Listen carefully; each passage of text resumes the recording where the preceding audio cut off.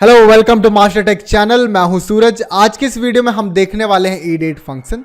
ईडेट function को हम एक एग्जांपल की तरह समझते हैं। इसको यूज़ कहाँ करना है, मान लो कि आपके पास एक लिस्ट आई है एम्प्लॉयज़ की जिनकी ज्वाइनिंग डेट है और उनकी आपको रिटायरमेंट डेट निकालनी है। तो आप वहाँ पर क्या करेंगे, रिटायरमेंट डेट यानी कि मान के चलो कि वो 60 साल में रिटायर होने वाले हैं, तो आपको कंपनी की पॉलिसी के अकॉर्डिंग आपको उनका रिटायरमेंट डेट निकालना है। तो उस केस में आप क्या करेंगे, तो उस केस में आप ईडेट फंक्शन को यूज करेंगे। यानी इसको एक और एग्जांपल के थ्रू समझते हैं। मान लो कि आपने एक लोन करा, ठीक है, आपने एक लोन लिया है जिसमें आपने 16 महीने की एक लोन रखे हुए, तो आपका जो डेट स्टार्ट होता है वो 26 जनवरी से मान लो स्टार्ट हो रहा है, 26 जनवरी 2022 से स्टार्ट हो रहा है और आपने 16 महीने की ईएमआई करी है।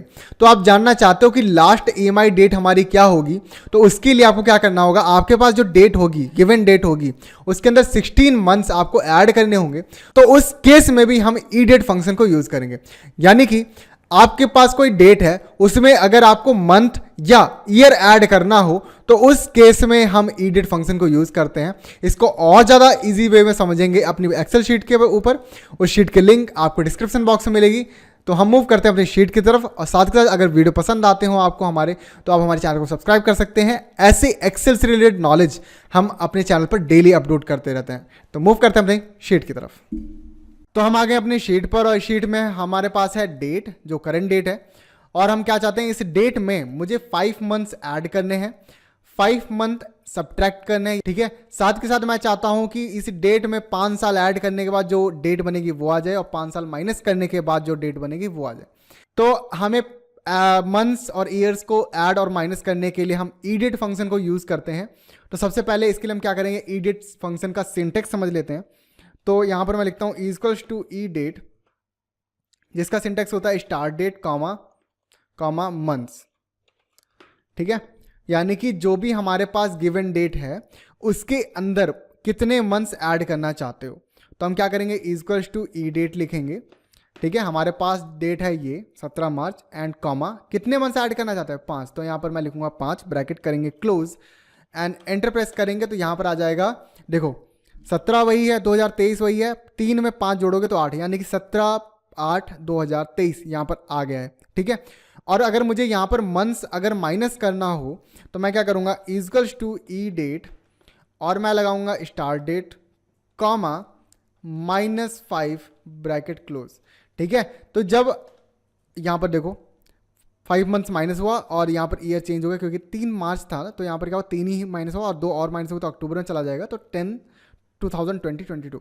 ओके, देखो जब हमने 5 दिया यहाँ पर प्लस का साइन नहीं लिया, क्योंकि कोई भी नंबर बाय डिफॉल्ट क्या होता है, प्लस होता है, लेकिन आपको जो माइनस करना होता है तो आपको वहां पर माइनस का साइन लगाना हुआ है।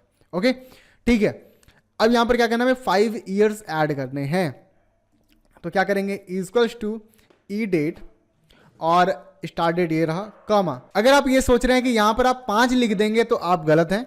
क्यों, क्योंकि जनाब ये कहीं सेम वैसे नहीं लग रहा, क्योंकि एक्सेल क्या समझ रहा है, ई डेट क्या समझ रहा है कि स्टार्ट डेट में 5 महीने ऐड कर दो, लेकिन हमारा जो सवाल है 5 महीने का नहीं, 5 साल का है। तो अब यहां पर क्या करेंगे, देखो अगर यहां पर आप करोगे तो एंटर करोगे तो 5 महीने ही ऐड होंगे, आप खुद ही देख सकते हो। तो आपको ऐसे समझना चाहिए, इसको थोड़ा इजी वे में मैं समझाता हूं कि अगर मैं आपसे ये बोलूं कि 1 साल है, यानी कि मैं 1 साल बोलूं या 12 महीने बोलूं, बात एक ही है। या मैं आपसे 2 साल बोलूं या 24 महीने बोलूं, बात एक ही है। या मैं आपसे 3 साल बोलूं और 36 महीने बोलूं, 36 मंथ्स, तो बात एक ही है। तो यानी कि मैं कर क्या रहा हूं, मैं यहां पर 12 1 जा 12, 12 2 जा 24, 12 3 जा 36, 12 1 कम 12, 12 दूनी 24, 12 3 36, यानी कि मैं 12 से मल्टीप्लाई कर रहा हूं, 12 से गुणा कर रहा हूं, ठीक है। तो यहां पर करना क्या है, आपको भी इसको बोलना होगा, भाई साहब ये 5 महीने नहीं है, 5 साल हैं। तो आपको इस 5 को गुणा करना होगा 12 से, ये बन जाएंगे 60 मंथ्स, और 60 मंथ्स क्या होता है, 5 साल होते हैं। एंड एंटर प्रेस करेंगे तो यहां पर हो जाएगा 2028, यानी कि 17 जो डेट है हमारी, यहां पर देखो 17 मार्च, ठीक है। 2023 में 5 साल ऐड करो, 2028। अब 5 साल अगर माइनस करना हो तो बहुत ईजी, आपके दिमाग में आ चुका होगा। Equals to E date, start date comma -5 × 12 and आप ब्रैकेट क्लोज करो, एंटर करो, तो यहां पर 5 ईयर्स माइनस हो गए, यानी कि 23 में जब आप 5 साल माइनस करोगे तो यहाँ पर आएगा 2018। आई होप ये बहुत अच्छे से आपको समझ में आ गया होगा। आपके लिए एक प्रैक्टिस एक्सरसाइज लेके आया हूँ जिसमें आपके पास डीओबी है और आपको यहाँ पर रिटायरमेंट डेट निकालनी है। और जो भी बंदा यहाँ पर रिटायर होगा वो 60 साल में रिटायर होगा, जिसकी एज 60 ईयर्स होगी। ठीक है, तो आपके लिए एक्सरसाइज है कि आपको उस जिनकी भी डीओबी है उनका रिटायरमेंट डेट निकालना है कि वो कब रिटायर होने वाले हैं। देखते हैं कितने लोग करते हैं, और अगर कर देते तो कमेंट बॉक्स में आप उसका फॉर्मूला मुझे जरूर बताइएगा। ठीक है, ओके, टेंशन लेने की बात नहीं है। इस शीट की लिंक आपको डिस्क्रिप्शन बॉक्स में मिल जाएगी। तो मिलते हैं नेक्स्ट वीडियो में।